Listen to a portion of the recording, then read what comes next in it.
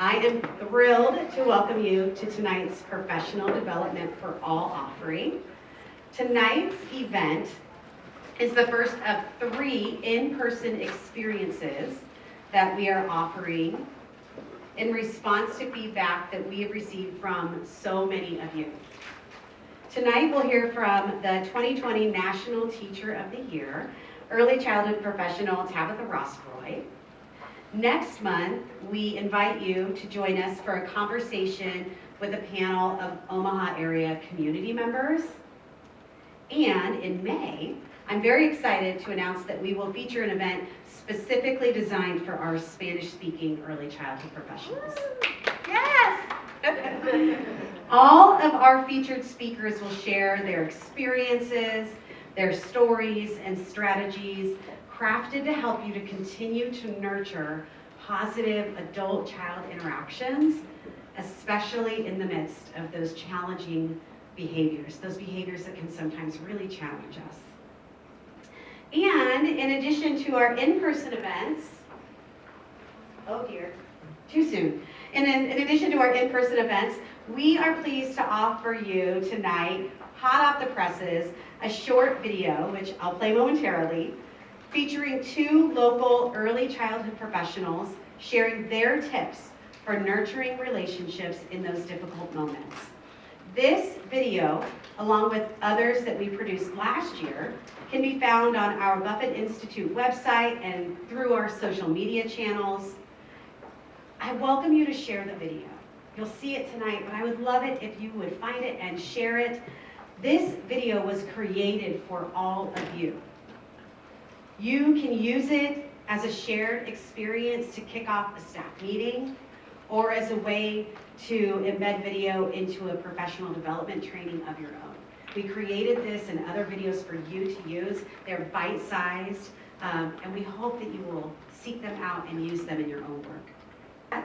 Let me tell you a little bit about our guest speaker this evening. Are y'all excited to hear from Tabatha? I'm going to need you to be more excited. Are you excited to hear from Tabatha? Okay. So she's going to need you to be more excited than that. Let me see what she's got planned for you.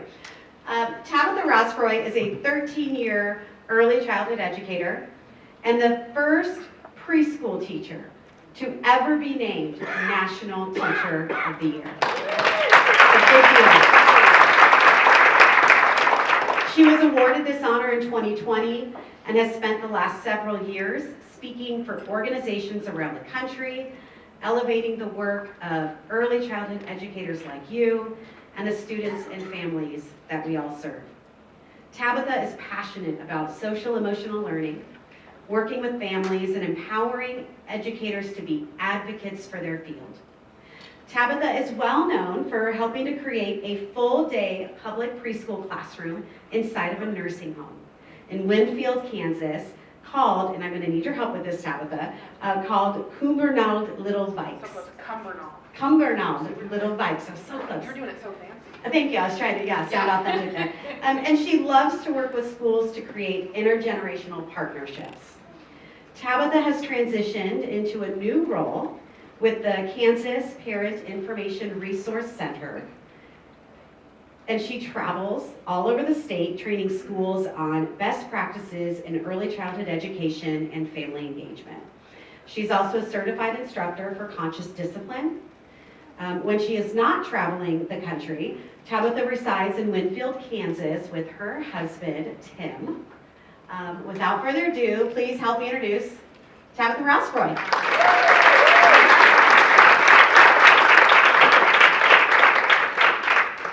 Okay, good evening, everyone. I love an evening presentation. Everyone's so tired after work. We all are very alert and awake.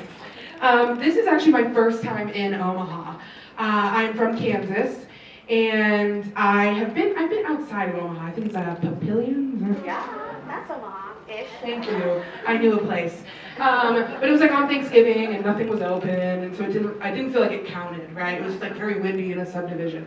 So I'm back for a windy day, but I'm excited to be here. I still get nervous, you know. I've done public speaking my entire life. I have a background in theater and improv comedy, and I've enjoyed doing that, but I get nervous because this work is so important. And then I hope that in our time together, I can reach you in at least one way. Maybe I'm saying stuff you've already heard once. If I am, save my feelings, please. Tell me you learned a million things. But something that I do to kind of loosen up is move. So does anybody in here like to dance? Okay, if you raise your hand, come up here. Yes! I saw you, so come on up. Don't make me go. I need like 7 people. 7 is a good number. I saw at least 7 raise their hand. Lisa, I saw you jump and raise your hand, so please come on up. Here we go. Teachers know how to wait and make it awkward, so let's go. Cheer for them. It's so great. This is so great. Okay, let's see. We got 1, 2, 3, 4, 5. Lisa 6. We need one more. Who's got it in them today? Who's willing? Okay. Oh, who's gonna do it? Up or down, up or down. Both of you can come. Come on, we'll make it quick. We'll make it work. No, there's nothing wrong with 8 instead of 7. The more the merrier. Oh, she sat down. She was like, nah, that's all right. Okay, come on. All right. So we're gonna do something that I always start my day when I just left the classroom a year and a half ago, and breaks my heart every single day. But then I get to do stuff like be with educators. So it's a trade-off. But we always start our day, and I always start every presentation I do with movement because nothing humbles you and makes you vulnerable like dancing in front of other people. So we are going to all dance, but what we're going to do first is we are going to copy the best moves of these people up here. So Max Frost sings this song, write it down. I usually get about 12 Instagram messages after I present. What song was that? What song was that? It's called Good Morning by Max Frost, okay? And one really interesting story, I used this song and I went to a big event in Texas. They have like a early childhood, some kind of star recognition program. And Max Frost's former preschool teacher was in the crowd. Isn't that crazy? And then came up to tell me, that's my student, you're using his music. I was like, please tell him. Okay, so what I'm gonna do is point at our lovely volunteers one at a time, and everyone in the audience is going to copy their move, all right? We're gonna be working on our noticing, working together. So be thinking about your move. Then the chorus comes, and Max is gonna say, I've been up, and we're all gonna put our arms up. Let's practice. Both of them. And then he's gonna say, I've been down, and then what do you think we'll do? Put our arms down, and then he'll say, but I got the feeling right now, and you're gonna point at yourself, and it can be as groovy as you want it to be, okay? And then we're gonna repeat that part 3 times. At the end, it's just gonna be a freestyle, and I want you to move around the room. When you connect, look at someone's face, give them a high five, handshake, whatever you got, and say hello, all right? Someone you haven't connected with yet tonight. So let's everybody stand up for now. In the beginning, before the beat drops, we're all gonna stretch. We're gonna do all the stretches we remember from middle school track, all right? Which is about 2. So here we go. All right, stretch it out. Nobody's getting hurt today. I hope. Legs too, everybody. Please hide. Hello, good morning, how you doing? Waking up, shaking yesterday's blues, yeah. Turn the TV off, it's bad news, man. Feeling fresh like a Ziploc Newman. OJ with a champagne tuna. The pulse of Holy Ghost running through ya. Hell yeah, it's a new hallelujah. Popping like the top off a bottle and I ain't stopping yet. Baby, it's a brand new day. Ain't no cloud singing over me. Something doesn't feel the same. The rest of my life won't start today. Good morning,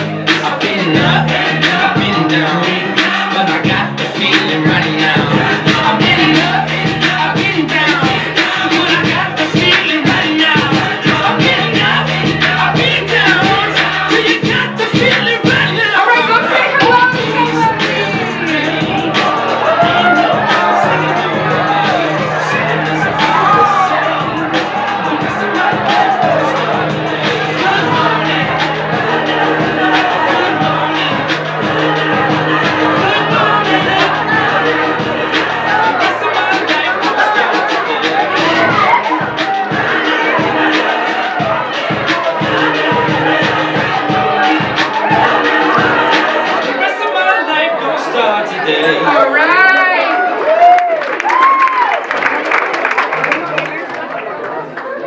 Take a seat, take a seat. Take a load off your feet.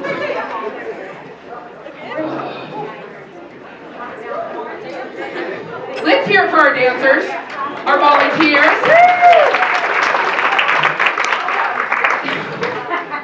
That probably wasn't the first brave thing you've done today, but it was brave. Now, this is the portion of the ceremony where you hear me breathe heavily into the mic. So, after every activity that is up in our classrooms, in our centers, in our homes, we need to help our students come back down a little bit. Okay, movement is good for our brain, but also excited is a big feeling too. The biggest lie I've ever been told in education is, take your kids outside right before nap time. They'll be so rested. They'll be so ready for rest is what I mean. No, that's BS, that doesn't work. So, what needs to happen is, we need to calm them a little bit, right? And get them ready to learn or get them ready to rest. So we're going to do that with some deep breathing. We're going to talk about tonight the ways that deep breathing can help us at other times. We're just going to follow along with this.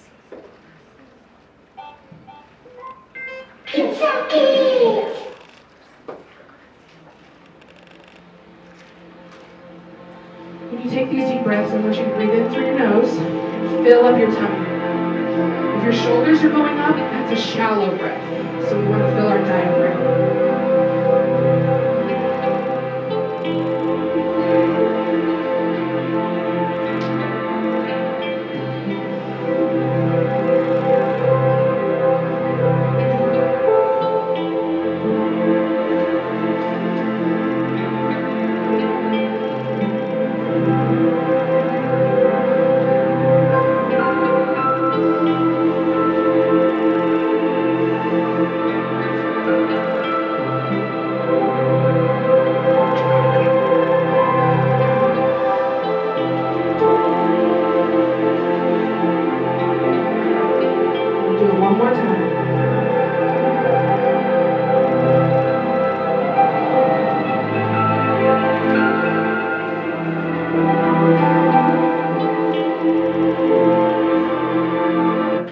And then stop it abruptly, like any meditation. So tonight we're going to be talking about discipline in a way that is a little bit different than probably the way many of us have always done things. And when I'm feeling challenged, I often also feel a little guilt and shame. When I think about my past, man, I thought I was a good teacher 15 years ago. Boy, did I have a lot to learn. And I often beat myself up about mistakes I've made in the past. One of my favorite poets and humans of all time, Maya Angelou, says, do your best until you know better. And then when you know better, do better. So if you are willing tonight to think about how it's okay for mistakes you may have made in the past or for not knowing everything, you showed up here tonight to learn something new. Okay, that should be applauded in itself. But if you are willing to keep this quote in mind tonight, I want you to high five the person next to you and say, I'm willing.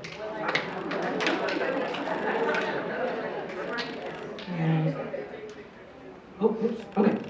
So who am I? Tabatha Rosproy. You can Google me. Actually, my best friend passed away about a month ago. And I know it's awful. And she was 39, and we had already planned to take her 40th birthday trip to New Orleans this past weekend, so my other best friend and I still went.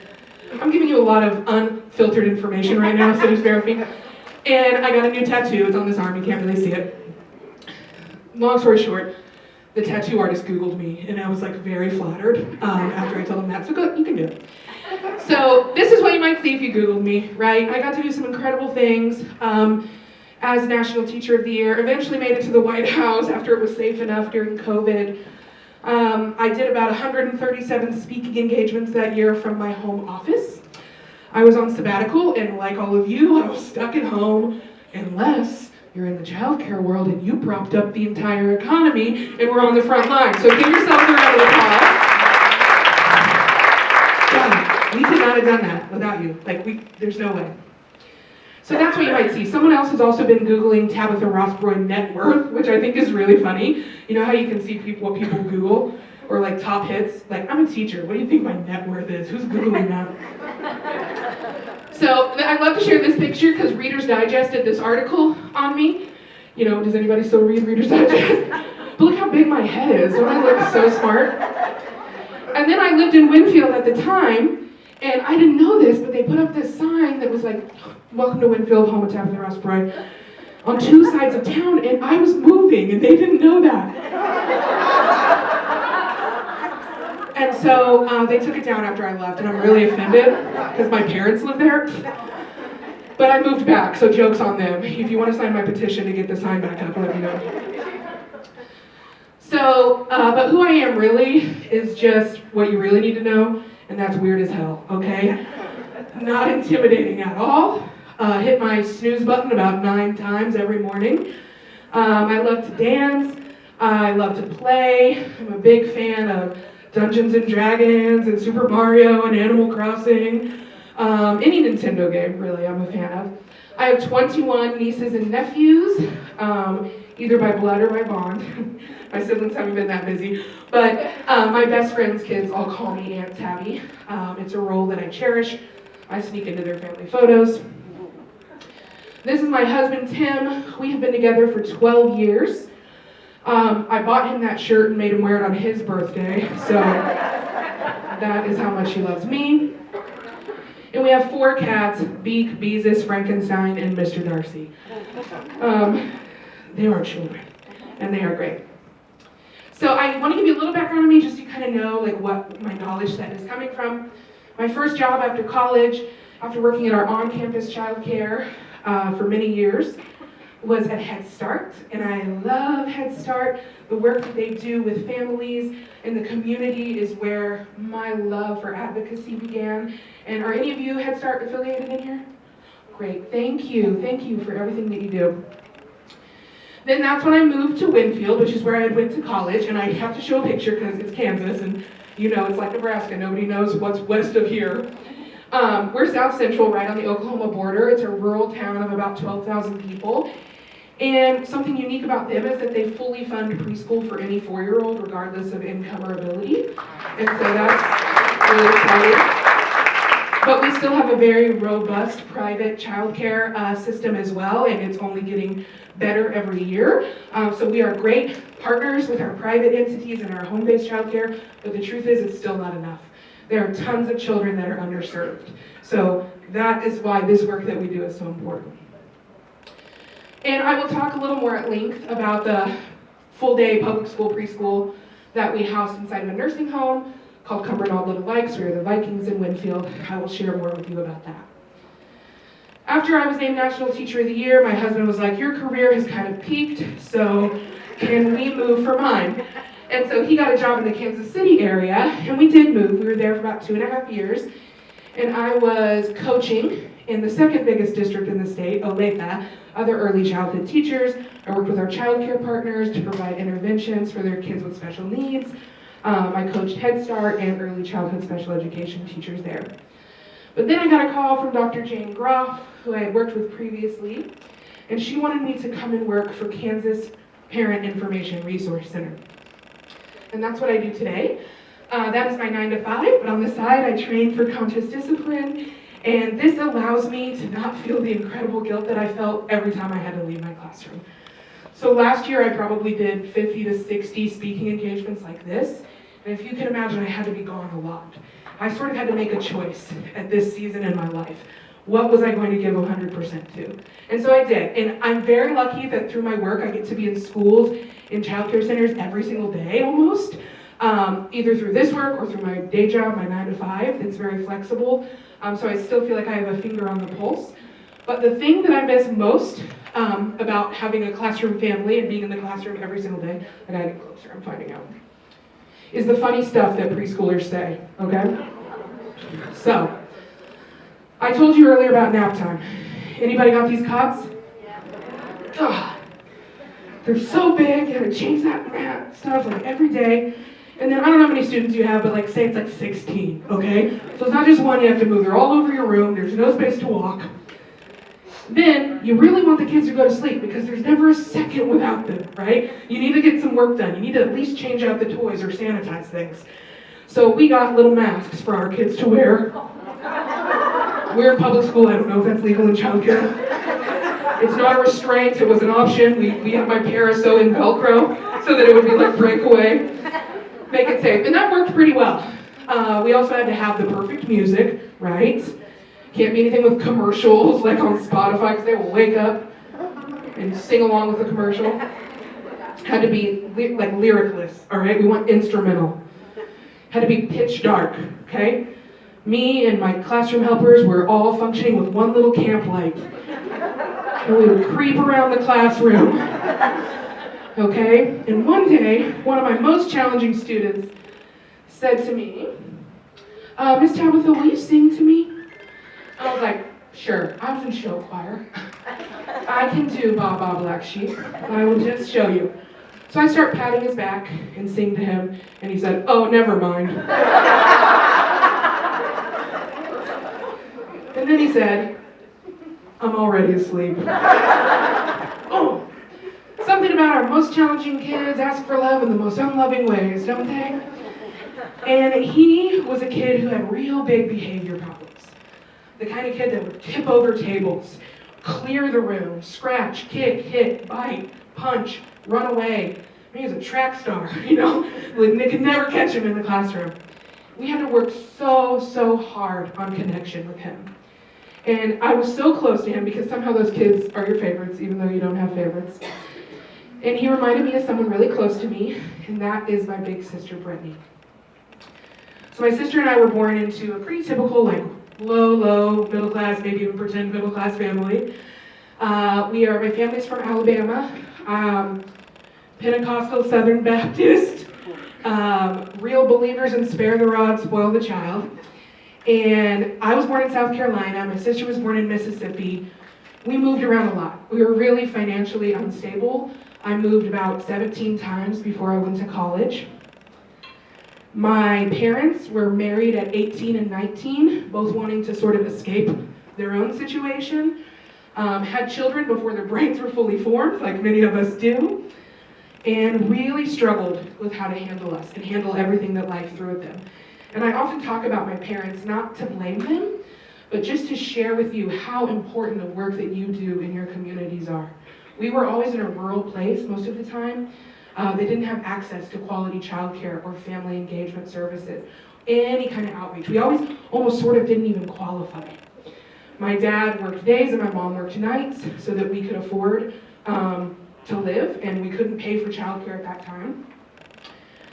My parents were also really emotionally unstable. There was a lot of domestic violence in my house, a lot of screaming, crying, throwing things, emotional abuse.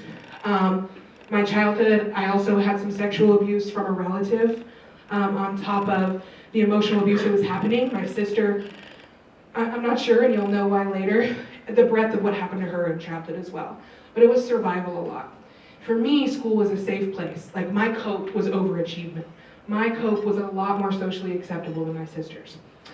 My sister was born really different. She had night terrors and separation anxiety, developmental delays. She was in special education. At school, she was punished for those shortcomings in academics and socially. And at home, my parents didn't know what to do with her, so she was punished really harshly for all of those sort of pitfalls in her life. As she got a little bit older and became a teenager, she did things like lie and cheat and steal and run away and buck authority really at every opportunity she had, it felt like.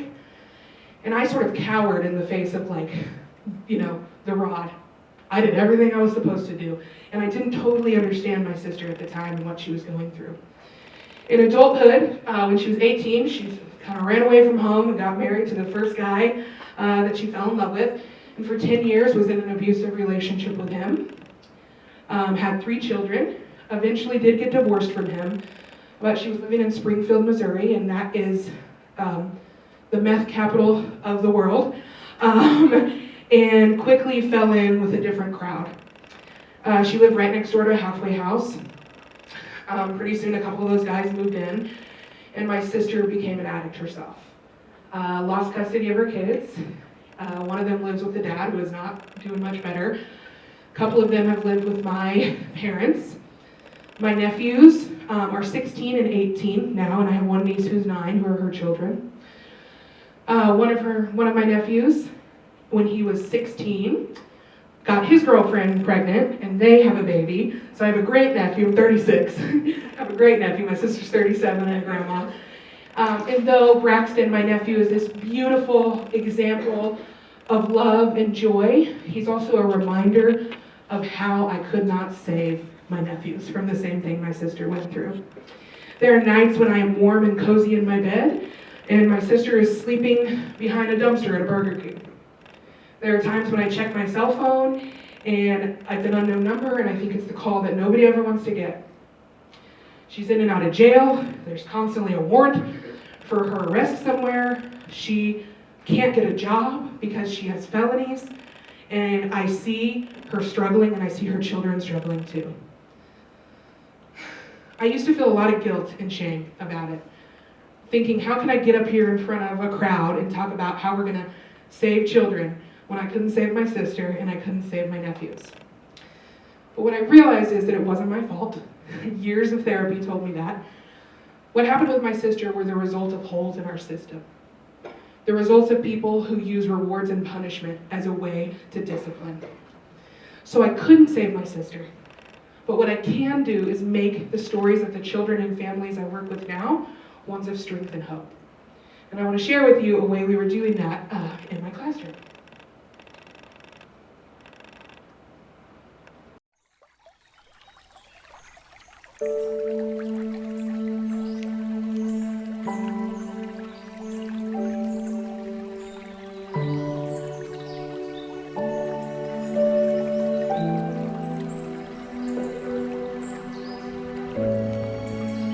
My name is Jesse Hatfield. They call me Grandpa Jess. I'll be 91 years old next week.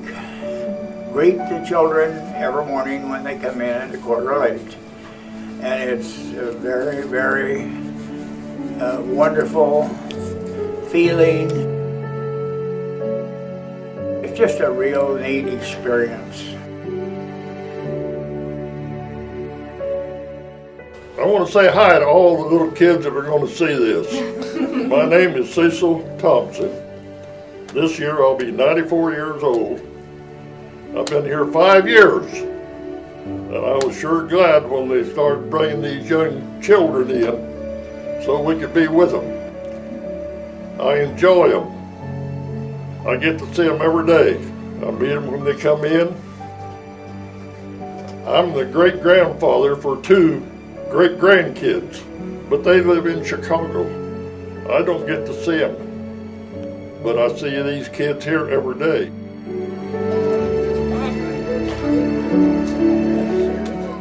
Well, my name is Betty Long, and I'm a grandma to the kids. I enjoy coming down and reading to them on Monday, Wednesday, and Friday, and usually on Tuesday and Thursdays I come down and play with them. And they're just very enthusiastic, very, very loving.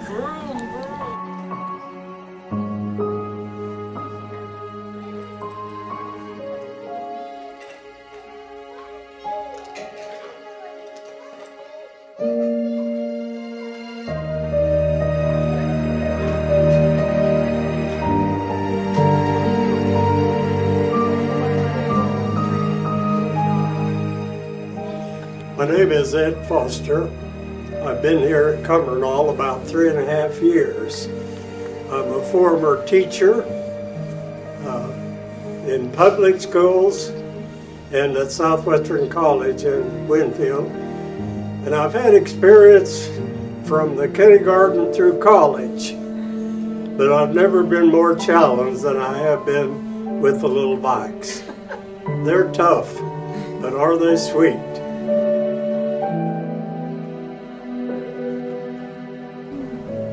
What do you think, Roger? What? Do you like to do with the kids? With the kids? Mm-hmm. Oh, I just like to be around them and interact with them.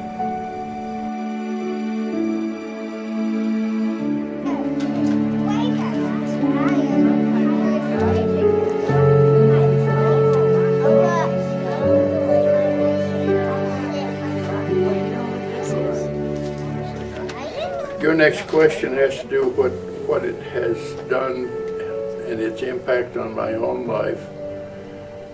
I have to tell you that until you're 90 years old, you really don't know how you're going to feel.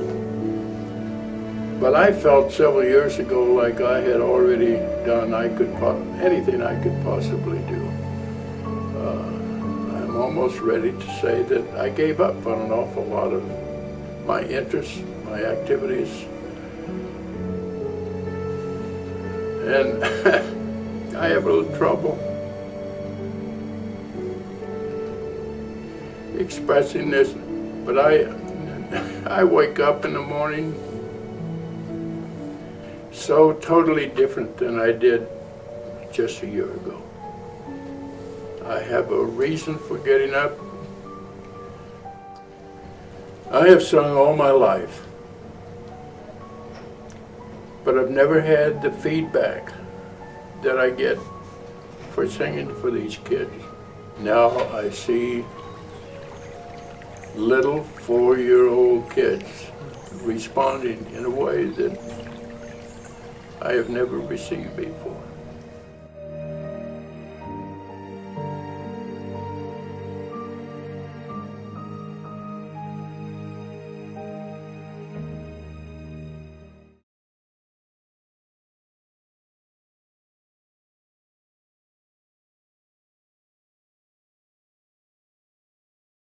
Ed, do you want to tell the story about what a kid asked you Oh, yes. about the war? You know, I always ask the children, do you have any questions you'd like to ask me? And yes, they do. And sometimes they kind of get off track. But I was kind of taken aback by this question. I said, I was on a battleship in the Navy in World War II. And they said, were you killed in the war? And I said, I don't think so, I'm here. So there are questions like that, and when they're asking, you never know what they're going to ask, but they're so cute, and they're so serious. Thank you. Thank you. I like to end with a little levity there. So, in Winfield, you might notice from the video, if you're like me and you notice these things, we have only about 12% of our students are students of color. Our diversity really lies with those students and with income. We have a ton of rural poverty, as you can imagine. Most of our families of color are Hispanic or Chickees, which is a language that we have a lot of trouble, like Polynesian Islands. We have some factory and industry work that for me doesn't have the best working conditions, but those are the students that we're representing and reaching. So to get into this classroom, we had to have 50% of that student qualify for at-risk funding in some way. Winfield also has an incredibly large population of special education students, more than the average in our state, and our spending is really high on that, which you'll hear about if you ever come to a local Board of Education meeting. But I like to say that because I want you to know exactly who this kind of connection is impacting.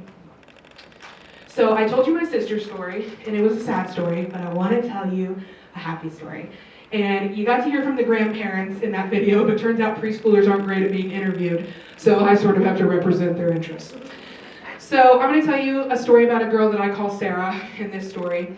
And Sarah came from a supportive, loving family. I had her older sister in my class as well. Her older sister loved coming to school, was excited to be there every single day, showed up, said funny stuff, left, talked about how much she loved it. Her little sister Sarah, very different. Cried every day at drop-off time, whined the entire day, really just did not connect with anyone in the classroom in the first month, really. Eventually, she made relationships with me and my other staff, but I was really worried that she was going to go to kindergarten and not have the ability to connect with anyone else. So even after I thought we had made progress, she was always kind of in my skirts, just wherever I was. And so I started to do some really intentional connections with her and the grandmas and grandpas. I would do things like have her run errands and bring Post-its that didn't say anything to their rooms. Go and visit. We had her lead up something we called the Sunshine Committee to go to the rooms of the grandparents who were more room bound and didn't get out to see us as much. One of our grandparents came in. Sarah was working on counting to 100. She was very smart. One of our grandparents came in and brought a bag of dirty pennies, 100 of them. And she said when Sarah could count them, she could keep them. And she kept them. We also had one grandmother, she preferred to be called right here with the red hair and the dinosaur tail, reminded me frequently that she had been trained in childcare by the United Methodist Church and no one should forget it. And preferred to be called Grandmother Jerry. And Jerry used to go to school in a one-room schoolhouse. And one of her one-on-ones with Sarah, she told her about it. And Sarah came back and said, did you know that Grandmother Jerry used to go to school in a house and there was only one room? And when it was recess, she got to ring this bell and all the kids would come running. When that school closed down, Jerry's teacher, Jerry had been the youngest at that school, Jerry's teacher gave her that bell. And Jerry still had it. She brought it to our class, and then Sarah got to ring that bell at our playground to bring the kids in, right? Pretty soon, within a couple of weeks, Sarah's pouty demeanor changed. She was engaging with her peers. She was engaging in the learning. She was not crying at drop-off time. She would whimper a little at nap, but who doesn't? And she was a different child with intentional connection. And so I wanted to put some numbers to it because I also have a special ed background. And so one day I just followed her around with a little clicker and just counted how many positive interactions she had with supportive adults. I looked for high fives, hugs, positive conversations, little moments of connection. At the end of one school day, Sarah had 53 positive connections with a supportive adult. By the end of a regular school year, if you're only going like 180 days, that would be over 10,000 moments with someone that loved her. I think back to my sister, and I know there were days that she didn't even get one. And that is the power in what you do every day. Not every school can be inside of a nursing home, but it is a beautiful illustration about how we need to work harder to connect with our students. Grandmother Jerry came down during parent-teacher conferences once, and she said, I don't know what those kindergarten teachers are going to teach your kids. They're so smart and they're so well-behaved. And I was like, well, they're not well-behaved. I said, but they are well-loved. They are well-connected. Within the first year of this partnership, every single one of my students was on grade level or above in the area of phonemic awareness. 50% of them were at risk. That was huge, huge, incredible. I didn't get a PhD about it, but I want to. I want to prove that connection is the missing piece in academic success. And so that's what I want to talk to you about tonight. There's some other beautiful pictures that I love. So sweet. This is my superintendent's son. No pressure, right? So you have a little handout. Okay, looks like this. It's really nice paper. Thank you, Lisa. I'm a big fan of The Office. What is this? 50 pound? I don't know. Okay, it's the good stuff. Who in here knows about or practices conscious discipline? Okay, great, we have a few people. So I am a certified instructor for conscious discipline. I was doing conscious discipline long before they were paying me to do it. But I share about it on every stage that I can because I believe in it so much. What conscious discipline is it's comprehensive, adult-first approach to teaching children self-regulation skills, okay? It has to do with current brain research. It integrates social-emotional learning, school and classroom culture, and restorative discipline. The biggest thing to note is that it is about you, okay? That's why I said that Maya Angelou quote earlier. I got to get closer and closer every time. The shift from traditional discipline to conscious discipline is the thing that's hardest for most people. Traditional discipline is punishments, reward, behavior charts. I once was coaching in a child care center, and if the kid couldn't think of a rhyming word, she would move their clip down. I'm not kidding. Yeah. You know what I used to do? I used to put cars in the garage. They were off the track, and if you weren't good that day, and by the end of the week you weren't good, you didn't get any of the crap I bought at a garage sale out of the prize box, and I told your parents you were in the garage. I was the biggest bully in my classroom. I was shaming those kids, and I was teaching them to dislike their peers. The biggest thing that ever hurt me and made me change was that when a student's parent came and said, my child doesn't want to sit next to Bobby because he's a bad kid. I taught those kids in my room to not like that child by using a clip chart.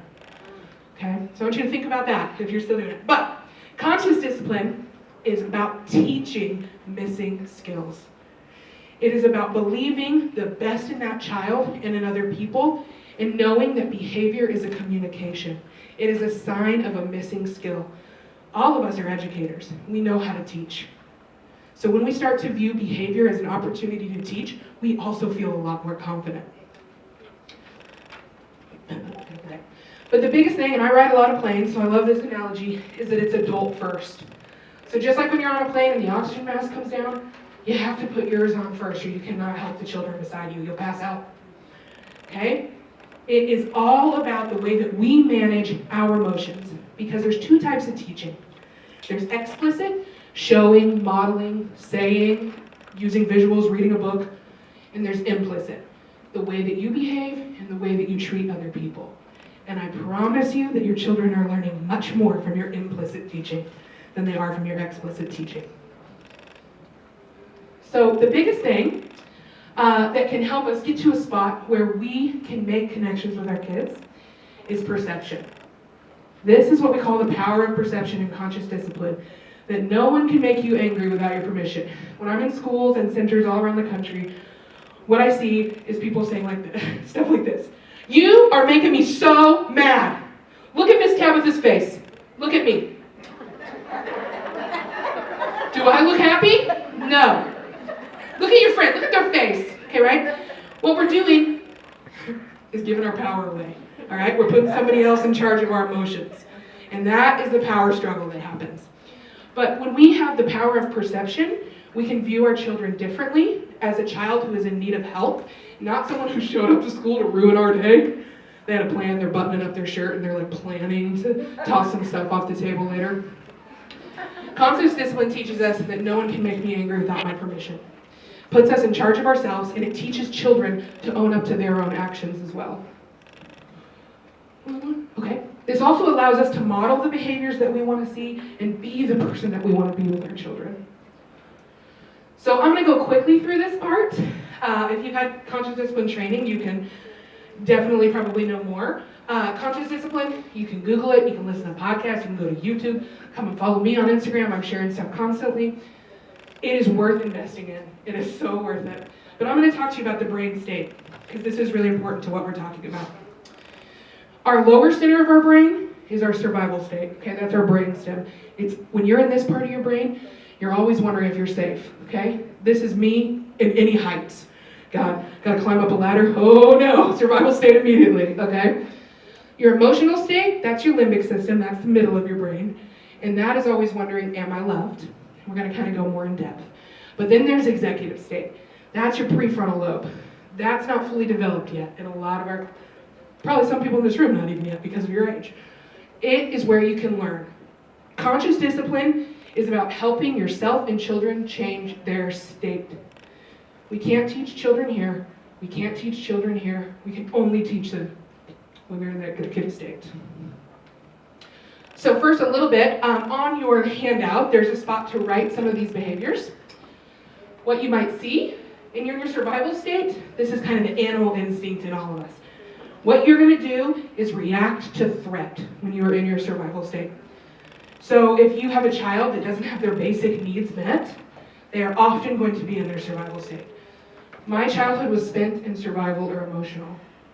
You're going to see fighting, hitting, kicking, biting at an older level. If they're 2 and biting, it's kind of a different story usually. Physical aggression, you're going to see withdraw. They're going to hide, they're going to run. These are your track stars that I talked about. They might be screaming, or you might see them surrender and shut down. A lot of people think that they have achieved a discipline when their child shuts down. But the truth is, they're just surrendering. They can't handle it anymore. They are not learning anything new. They're going to repeat those mistakes because they are not in a state where they can learn. A big sign of surrendering is no eye contact. Okay, that's something that you will see. When you are in your survival state, everything feels like life or death. Okay? So your kids are coming into your classrooms or your centers and they feel like they could die. Like that's how serious it is. They might not be able to express that or even really understand it, but they're feeling it. Their body knows. Okay, emotional state, that's where your memory is. This is where I live, okay? This has a lot to do with what we call your pre-programmed CD-ROM. Does anyone remember what a CD is? Okay? These are where all the messages from our childhood are uploaded into our brains. All the things that your mom said. When you spit words out that you said you would never say, you are probably in your emotional state. My CD-ROM says it's not good enough unless it's perfect. And if it's not perfect, you punish yourself or you think it's perfect in a delusional land anyway. Okay? It is very unhealthy to stay in this state. This part of the brain is unconscious. It doesn't really come online with a child until they learn to say no. So when does a child learn to say no? Like 2, right? So before that, it's basically all survival. And it's our job to help connect with them and get them to a place where their brain can start making connections. So some behaviors you might see in this are whining, crying, emotional vomit. I usually like to use a poop emoji. This is a I should on you and you should on me part of your brain. It's blame. Like, you should have told me we had a wedding this weekend. You should have put it in your calendar when I said it the first time. Well, you should have updated your iCloud so that we could share a calendar, right? Goes back and forth. This is an adult argument, obviously. But it's very verbal. That's the difference between the emotional and the survival state. It's very verbal. Okay? When you're in your survival state, you are all about yourself. It's very divisive, very selfish. It is still about surviving, but it's just a little bit, it's going to look a little bit like manipulation, guilt, shame. All of those things are housed in the emotional state. The biggest mistake we make with children is to try to argue with them when they're in their emotional state. Okay? Well, I told you that's what's going to happen if you go down the slide backwards. Right? Yeah, I told you not to do that. You know better. Okay, how many times have we said things like that? That's not going to help them learn something new. The executive state, okay? You all see you have some glasses on your table. We'll get to those later. The executive state is where we have to be to learn and where our children have to be to learn. This is where we can see the best in other people and we can see the best in ourselves.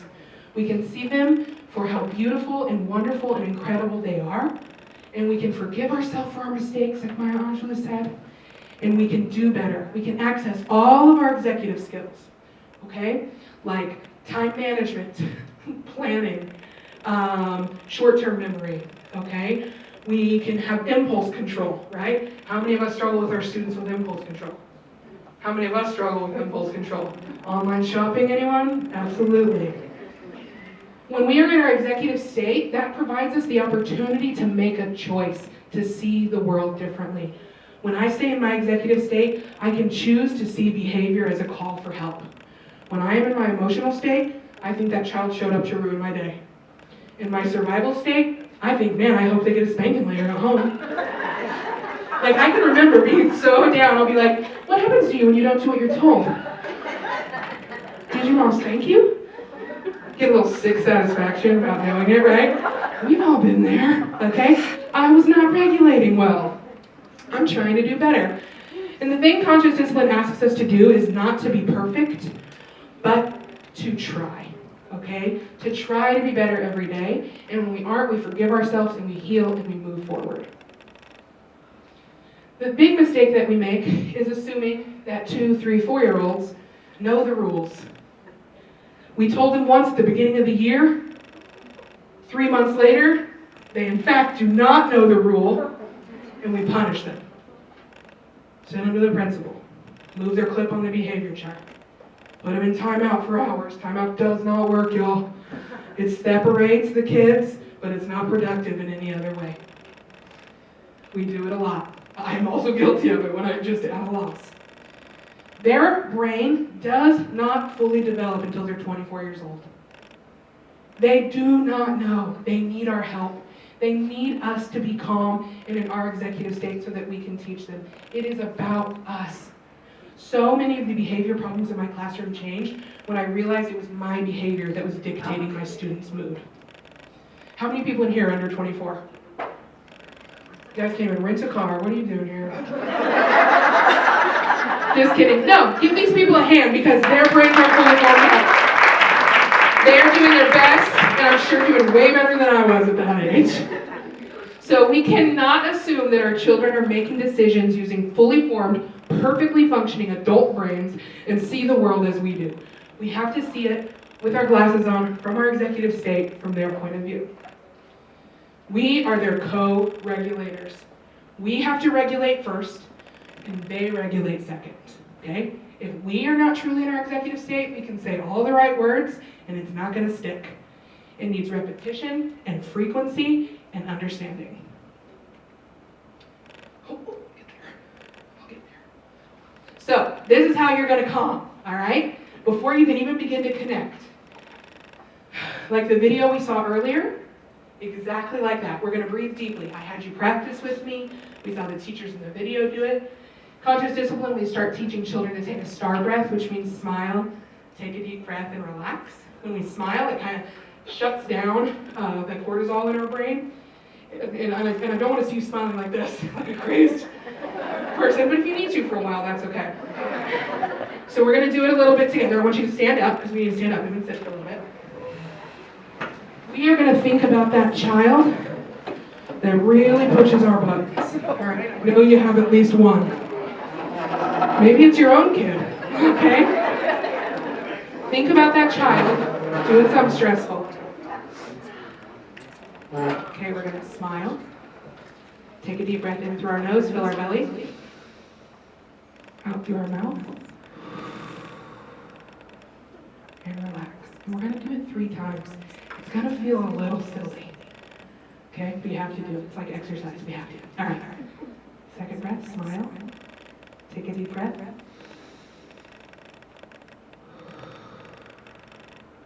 Relax. Third time, smile. Take a deep breath. Relax.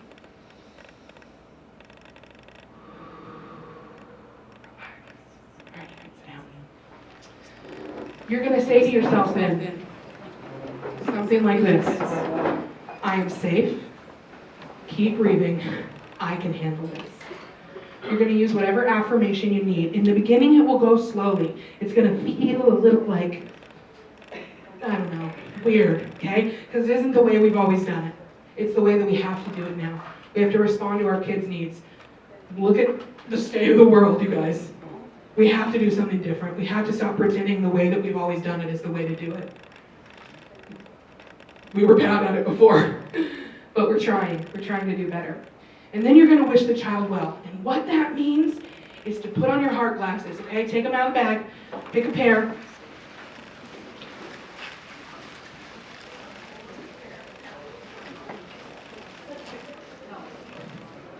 There you go. Okay? Don't try to move around a lot in these because it'll make you dizzy. You might fall over. Weird. All right. You are going to open up your heart. Put your hands on your heart with me. You are in your executive state now. You have taken your deep breaths. You've told yourself you can handle this. You didn't say it's okay, because it's probably not. But you can handle it even when it's not okay. You know what to do. You know exactly what to do. You're going to wish that child well, okay? You're going to see how precious they are, how loved they are, how worthy they are of you staying in your executive state to help them. If you can do this, you will change 90% of the behavior in your classroom just by seeing that child with your loving eyes, okay? So we're going to wish them well. Let's just practice. Let's wish them well. I wish you well. Eventually, you won't have to go through all these steps. Like, this can be in your head, okay? And then that's going to download the calm into the child. If I walk at a child like this, I'm coming. They're not calm, right? They're going straight to survival. That point. But if I walk at a child calmly, smiling in a kind, not sinister way, because I love them, they're going to feel that energy shift. They're not going to feel threatened by me. Okay? And this is how you're going to calm the upset child. This is going to look a little bit different for an infant and a toddler than it does for a 4-year-old. If you're an infant or toddler, your safe place is on your caregiver's chest or on their lap. When you're 4 years old, you're going to have kids who probably are averse to touch, especially if you have kids who are functioning with any special need. You have kids who maybe don't want to be touched, don't want to have eye contact. You're going to sit beside them. And all you're going to do is breathe. You're not going to say any words. You're not going to fight with them. You're not going to be like, well, when you calm down, I'll be over here. When you're ready to come back and play and be nice to your friends, right? That's going to trigger them. That's going to push them down. They're not ready to be reasoned with when they're in their emotional state. You're going to soothe them appropriately for whatever age they are. You know your kids best. All the words that you're going to say is, you're safe, breathe with me. You don't have to say anything else. Wish them well. Believe that they can handle it, okay? And again, I promise you, this is going to change. I know we all want tips and tricks and band-aids and quick solutions, but the solution is in us. And honestly, that doesn't make me feel crazy. That makes me feel like powerful. I have what I need inside of me. I can do it. I don't need to watch 97 TikToks about gentle parenting, okay? What I need to do is be calm myself. When we're calm, we can access all of our skills that help us know what to do. Because you are experts. You know how to teach. You know what's best for the kids in your class. Okay.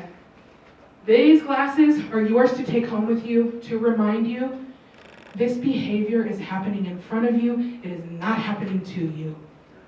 That is what I say to myself when I need to see the people I work with, even adults. I have a teacher that I used to work with, and I would see her and I would duck into my classroom because my blood pressure would start going up. I would turn all the lights off and pretend I wasn't there. You know the type, okay? This works for them too. It works with your spouse. Tried it many times. My husband says, "Don't you conscious discipline me." And once you're there, once you are calm, that is when you can connect. And there's a little spot on your page to write, what are the 4 elements of a meaningful connection? And I want you guys to do this with me, kind of first. Eye contact, point at your eyes. Eye contact. Presence. Okay. Physical touch. And playfulness. Those are the 4 elements of meaningful connection. This is actually a handout that I often send home to families. It's available on the Conscious Discipline website. You can print it out, put it in your newsletter. What are we doing when we get home? You know what I'm doing? Scrolling TikTok, looking at my phone. My little niece, when she was little, she would be like, "Look, Aunt Tabby." And I'd be like, "Uh-huh." She would move my chin with her hand. They know. They feel what real connection is. But I was in my emotional state. I needed to zone out. I wasn't present for her. There were many times I wasn't present for the children in my care. And all I can do is do better. So eye contact, presence, touch, and playfulness. And fortunately, in preschool, these things aren't weird, okay? At high school, you're not going to be like, tickle, tickle, to a 14-year-old, all right? Someone's going to call the police or something. I don't know what they'll do. They would not want to come back to class. It's going to look different, right, at different age levels, but thankfully we're all in early childhood here. Where I like to encourage people to start is with something we use called I love you rituals. They're just finger plays. You can get an I love you ritual book. You can look online. YouTube has tons of them. They are just nursery rhymes with physical touch and eye contact that are more positive. They have eye contact. They have you looking at the child. They have you touching in an appropriate way. They keep you present, and they're playful. And it is a great place to start. In infant and child care, I often say post one of these above your diaper changing table. God, diaper changing is stressful once they begin to move, isn't it? It's a great place to do a quick connection. Right before nap time is another time that I like to do a quick connection. Get my children ready and feeling safe to be away from me, feeling like they can regulate on their own. So we're going to practice this one together. We're not going to watch the whole thing because I'm running out of time. But this is just Twinkle, Twinkle, Little Star, and it is done a little differently. First, we're going to do it together, and then you're going to do it with a partner. And it's going to be awkward, I'm telling you right now. But we're going to do our best, okay? And I always say, if you can't be silly and play with the people that you work with, you're never going to be able to have difficult conversations with them either, okay? We got to be willing to be a little vulnerable and silly together. That's why I love improv so much. Okay, so we're going to do it together. You're just going to twinkle your fingers with each other eventually. Twinkle, twinkle, little star. Then you're going to say, what a wonderful friend you are. You can change it for an adult. With bright eyes, you're going to touch beside their eyes. And nice round cheeks. A talented person from head to feet. Twinkle your fingers again. Twinkle, twinkle, little star. And then you end with a hug. What a wonderful friend you are. All right, stand up, get a partner, let's do it. Twinkle, twinkle, little star. What a wonderful friend you are. With bright eyes and nice round cheeks. A talented person from head to feet. Twinkle, twinkle, little star. What a wonderful friend you are. Yay! Thank you for being willing and voluntold. Don't you feel better after that? You got eye contact, you got physical touch, you got presence in a playful situation. We got connection, and we are. I love you rituals are. I'm not playing that whole video. So think about, how are you connecting with children in your care? Real quick, I want you to write down in your notes section, where could I put more connection into my day? Sometimes it's when I dismiss them to center time. Sometimes it's on the playground. Everybody knows if they line up, they're going to get an I love you ritual. Something that motivates them to get there. It's with the kids who are done early with lunch or done early with their work before nap time. I just want us to take about 30 seconds, write down a place where you might be able to try that I love you ritual in your day.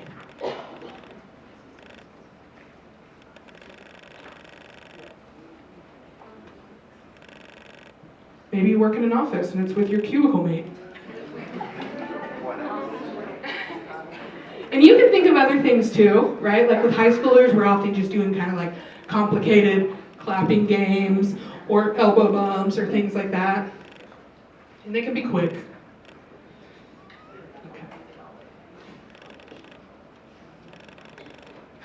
Okay. This one way. All right, so this is what I encounter a lot when I urge people to do this. They'll be like, well, that's not my job. Yeah, I love this meme. It's really funny. Here's what I say. I just quoted myself on Canva. Anybody can do this.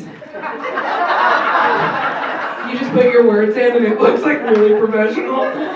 So feel free to take a shot of that and share it out. Okay.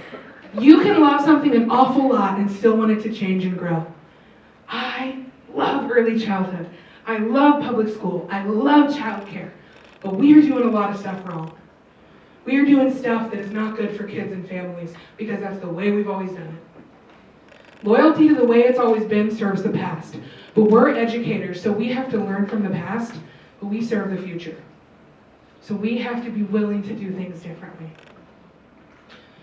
A way to illustrate this that I share a lot is our tiered intervention team came in our public school and told us calendar is out, right? I think it trickled down from Head Start. They were like, this isn't relevant for kids anymore. They don't need to be knowing the days of the week. They don't know when yesterday was or tomorrow is. We're wasting 15 minutes a day on getting them to rote memorize things that aren't actually helpful, okay? No beef with anybody who still does calendar, all right? I'm just regurgitating what I was told. So I decided when we were told that we had to stop doing calendar, that I was gonna make this tribute video to the calendar to help us say goodbye, okay? Because some of my teachers were big mad about it.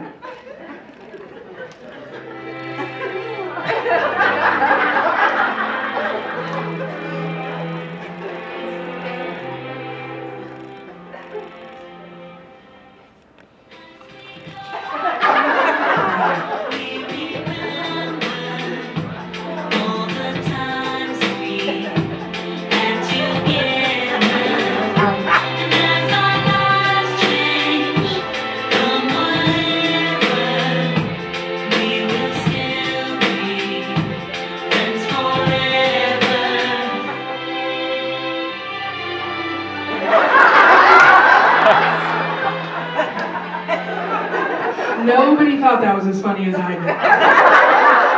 It took me like 6 hours to make that. This was Windows Media Player days. We have to be willing to let go of some of that old stuff. Old discipline. Old filling our time with things that aren't relevant. Watching TV in the classroom, all right? We gotta be willing to let go of some of that stuff so that we can lean into what our children and our families really need. And I want to wrap this up by thanking the Buffett Institute for having me. I don't know if all of you know what an incredible resource the Buffett Institute is to early childhood educators in any sector, but I'm impressed and I wish we had something like this in Kansas too. So I'm really thankful to them and everyone who works there for bringing me, and I'm thankful to you for giving up your precious, valuable time with your families, and I know all the million things that are going through your head that you have to do. But I want to leave you with this.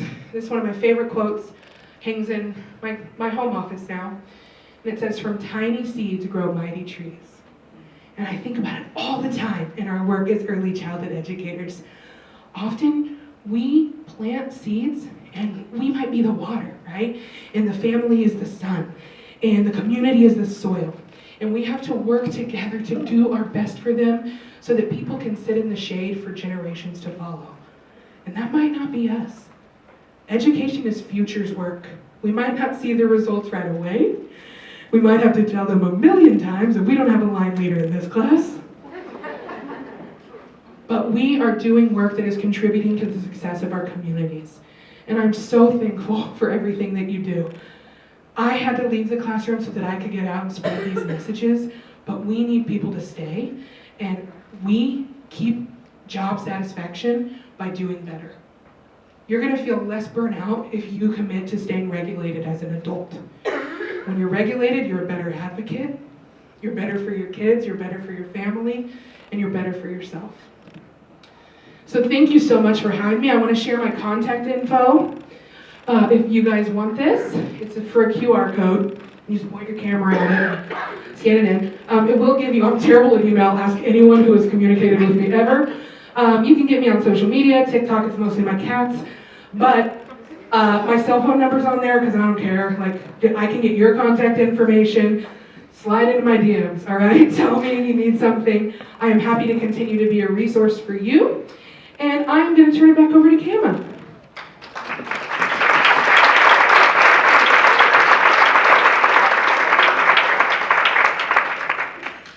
Well, I hope that you have found this evening worthwhile and meaningful and fun.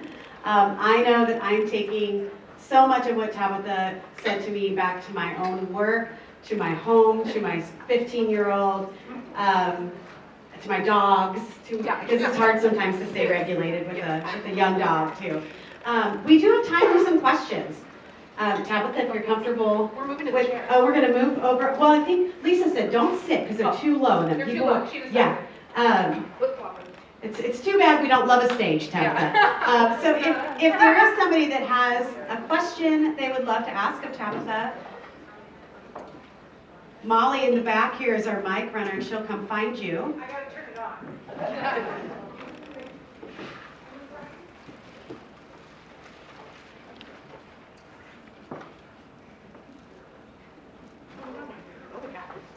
Here they come.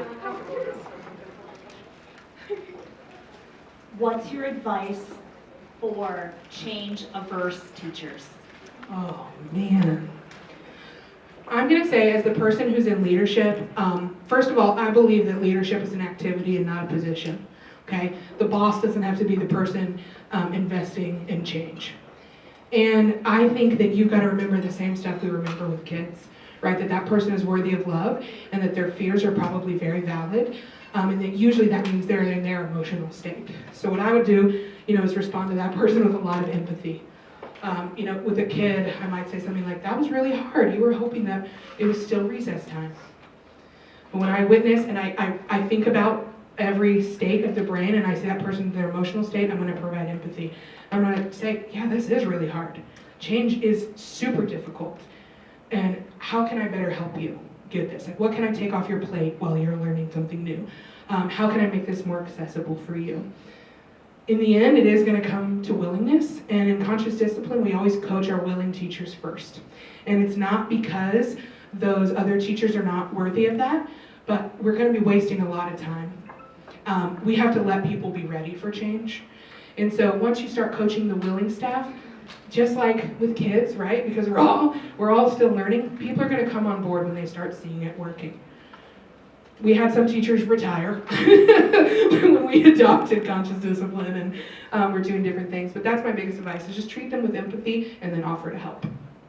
You're welcome.